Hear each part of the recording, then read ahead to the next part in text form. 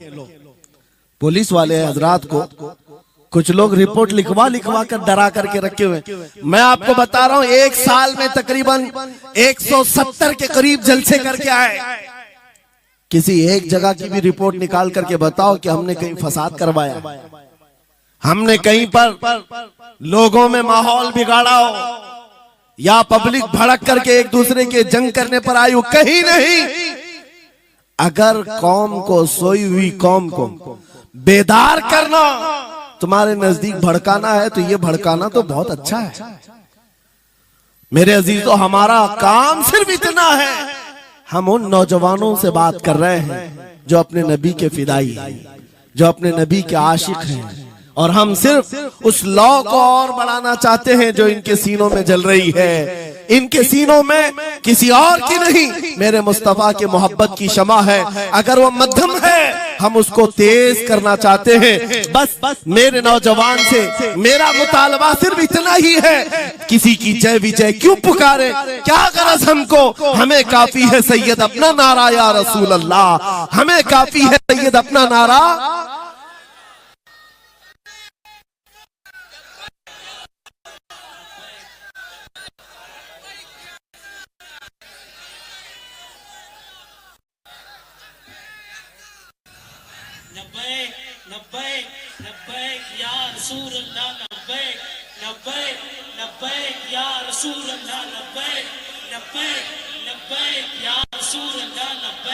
तवज्जो,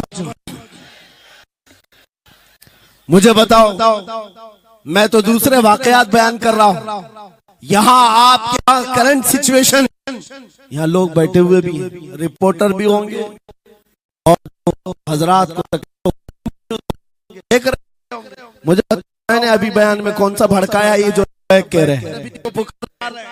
मेरे अजीजों, तुम्हारे इन नारों से असल बात ये है, दुनिया को ये लगने लगा है ये जिसके गुलाम है उसके पूरे होने लग गए तो फिर अच्छे अच्छों की कुर्सियां हिलने लग सकती हैं। इसलिए कि इस कौम की तारीख सबको पता है, ये वो कौम है टल न सकते थे जंग में, अगर अड़ जाते थे पांव शेरों के भी मैदान से उखड़ जाते थे, हक से सरकश हुआ कोई तो बिगड़ जाते थे। अरे देख क्या चीज, हम तो ये हमारी तारीख है, दुनिया को पता है, दश्त तो दश्त है, दरिया भी न छोड़े हमने, बहरे जुल्मात में दौड़ा दिए घोड़े हमने। इकबाल ने कहा है थमता न था किसी से सैले रवा हमारा, कुछ बात तो है कि मिटती नहीं हस्ती हमारी, सदियों रहा है दुश्मन दौरे जमा हमारा, बातिल से डरने वाले आसमां नहीं है हम, 100 बार कर चुका है तू इम्तिहान हमारा। इसी बात को लेकर के मोड़ के बिगाड़ करके पैदा किया जाता है। हालात खराब हो जाएंगे आपके बयान का, हालात खराब नहीं होंगे। ईमान अगर मजबूत हो जाता है तो हालात खराब कभी नहीं होते, हालात खराब नहीं होते।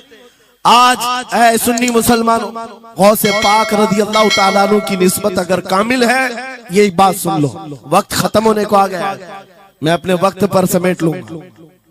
आप मिंबर पर खुतबा दे रहे हैं, उलमा भी तवज्जो करेंगे क्योंकि ये भी मिंबर पर खुतबा देने के लिए खड़े होते हैं और जुमा में मस्जिद पर माइक लेकर के बयान करते हैं, आधा घंटा पौना घंटा। अब तो हालात ऐसी आएंगे इनके साथ, अब तक तो ट्रस्टियों की चिट्ठियां आती थी, सदर सेक्रेटरी बोलता था मौलाना ये नहीं बोलना वो नहीं बोलना, अभी इसके बाद और आगे से भी आएंगे कि मौलाना अभी आपको क्या बोलना है इस जुम्मा में। ये डरे भटके हुए लोग जो उलमा की गर्दनों पर राज करते हैं, उनसे भी मैं कहता हूँ खोल दो, आजाद कर दो उन जुबानों को जो मेरे मुस्तफा की हैं, जो नबी पाक सल्लल्लाहु अलैहि वसल्लम की हैं।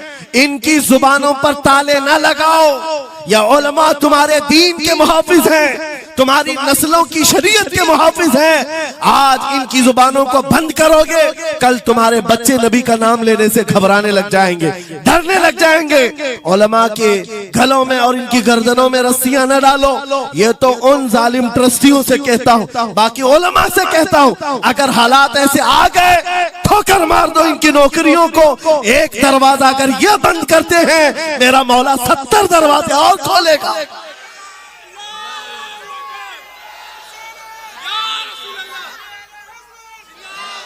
सुनो गौसे पाक रज़ी अल्लाह ताला अन्हु किस बात से डरते थे। गौसे पाक का खुतबा बयान करने वाले मौलवी हजरात उलमा सुने, गौसे पाक किससे डरते थे? उनको डराने वाला कोई ट्रस्टी था, कोई हाकिम था, बल्कि हालात ऐसे थे। एक बार खिताब कर रहे हैं मजमे में, बहुत बड़ा मजमा है, खिताब के बीच दरमियान अभी वाज हो रहा है, एक काला सांप गिर गया आपके कंधे पर।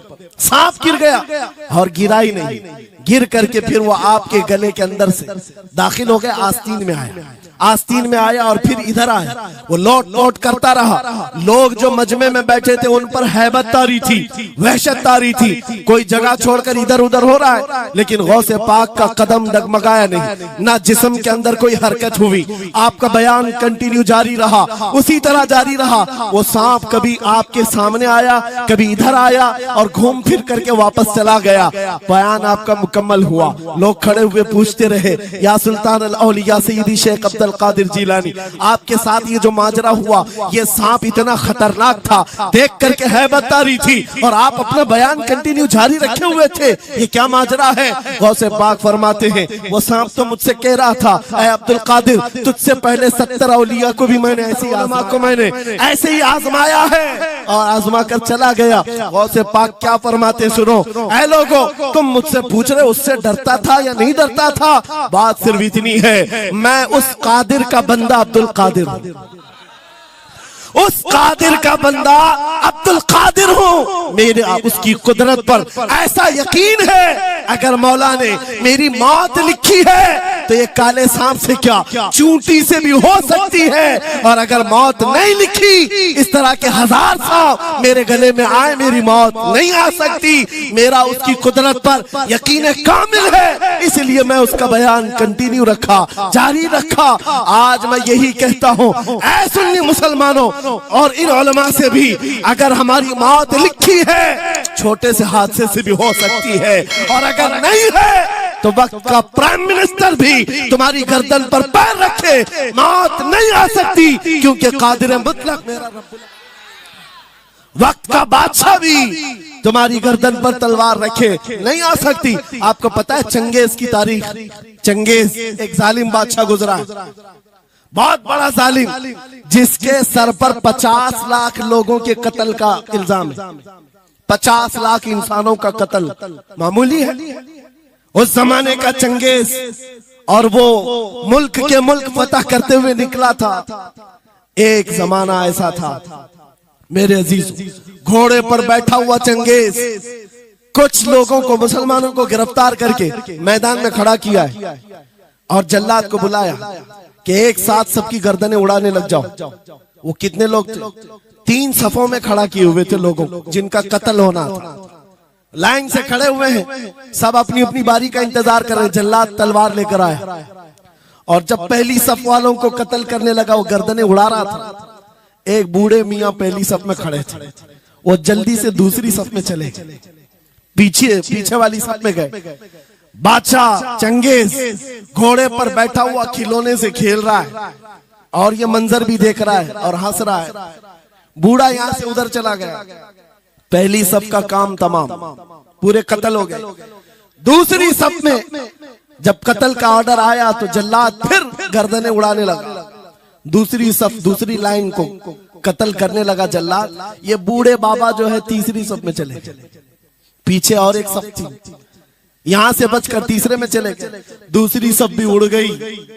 उसके बाद बादशाह चंगेज कहा मार करके कहने लगा, बाबा जी अब तो इसके पीछे कोई सफ नहीं, ये तीसरी थी, अब कहां जाओगे?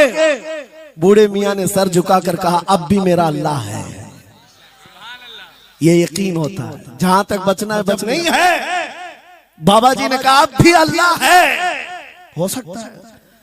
उस चंगेज ने कहा कि उड़ाओ अब इनकी गर्दनें। अभी जल्लाद तीसरी सफ को उड़ाने ही जा रहा था, अचानक चंगेज के हाथ से वो खिलौना नीचे गिरा जो खेल रहा था बैठ करके घोड़े पर। जैसे ही वो खिलौना उठाने के लिए नीचे की तरफ आया, उसका पैर जीन से निकल गया और घोड़ा अचानक बिदक गया, सरकश हो गया और घोड़ा सर पर दौड़ने लगा और ये एक पैर इसका जीन में फंसा हुआ है और सर नीचे जमीन पर है। अब घोड़ा दौड़ता गया, पता नहीं कितने पत्थरों से इस बादशाह का सर टकराता रहा। घोड़ा किसी के काबू में नहीं आ रहा। सारे सिपाही, सारे फौजी इस घोड़े को पकड़ने के लिए पीछे भाग रहे, लेकिन घोड़ा दौड़ता गया, इतना दौड़ा कि उस चंगेज का सर फट करके भेजा बाहर, मर गया करके घोड़ा एक जगह रुका। बादशाह की मौत का ऐलान इतना बड़ा था, सारे सिपाही, सारे फौज बादशाह को लेने के लिए हाजिर आए। मियां पूरी सल्तनत तहबतह हो गई, हुकूमत बदल गई, सब खत्म हो गया और जो कैदी थे वो आजाद होकर जाने लगे। बाकी लोगों से क्या मैं नहीं कहता था अल्लाह अब भी हमारे साथ है। मेरे अजीजों, एक बात याद रखो, हमारे लिए दुनिया द एंड नहीं कर सकती जब तक मेरा मौला ना चाहे, अल्लाह ना चाहे। आज लोगों को ये लगता है, मुझे वैसी भी बात बताया गया कि यहाँ पर मुंबरा की आपकी घनी आबादी है, फिलिस्तीन के मामला पर कुछ बोलेंगे यहाँ पर भड़क जाएंगे। मेरे अजीजों, इतने भड़कने की जरूरत नहीं, तुम यहाँ भड़कोगे तो फिलिस्तीन पहुंच भी नहीं पाओगे। बात यह है, हम बोलेंगे जरूर जुल्म के खिलाफ और हक के लिए, चाहे जैसी भी हालात हो। अगर किसी को बुरा लगता है इजराइल जालिम है तो मैं 100 बार कहूंगा वो जालिम है, जालिम है, जालिम है। उनकी कोई हिमायत करने के लिए हम नहीं है, लेकिन एक बात आपको मैं जरूर बताना चाहता हूं, गौसे पाक का मसला ये है, सुल्तानुल औलिया गौसुल आजम की निस्बत के साथ आप अपनी शरीयत पर कायम रहें और अपने ईमान पर डटे रहे और तौबा व इस्तिग़फ़ार बदल ले। और उन गरीब मुसलमानों को देखकर जो कत्ल हो गए और उनके टुकड़े हो गए, ये मत समझना कि इस्लाम खत्म हो गया। हर जमाने में ये चीजें आती रहेंगी, लेकिन आज मैं ये ऐलान करके गुफ्तगू खत्म करता हूँ। इन हालात को देखकर इस बात का फिर से हम नारा तजदीद करके जाते हैं, कत्ले हुसैन असल में मर्गे यजीद है, इस्लाम जिंदा होता है हर करबला।